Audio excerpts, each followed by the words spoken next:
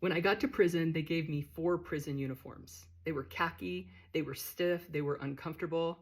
And then I took them back to the unit and the girls said, hey, we can alter those to make them look better, right? But I noticed that people were wearing sweats, and they don't give you sweats, you have to buy them. But in prison, everything gets handed down. It doesn't matter how old it is. If you get something new, you're gonna pass down what you have to somebody else. So when I first got to prison, people let me borrow old sweats until I could order some on commissary. And I remember when the prison sweats came in, I think they were like 35 bucks, which is a lot of money, right? When you're in prison.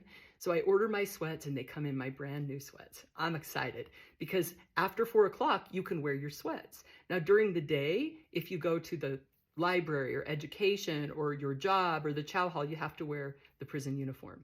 But after 4 o'clock, you get to wear the prison sweats. Or if you go to the rec yard, you get to wear the prison sweats. On the weekends, you get to wear the prison sweats. So everybody wants to have a pair of prison sweats.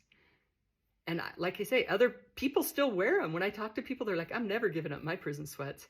The other thing that's a huge deal in prison is a new pair of shoes. I don't think I was more excited to get a car than I was to get my new pair of shoes in prison.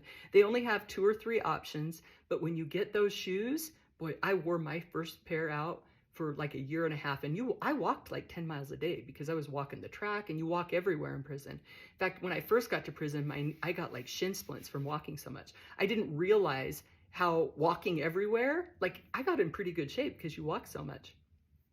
So that's a little bit about prison attire. You're gonna have to wear the uniform during the day, but man, the first thing you wanna do is get yourself a pair of prison sweats and a new pair of shoes.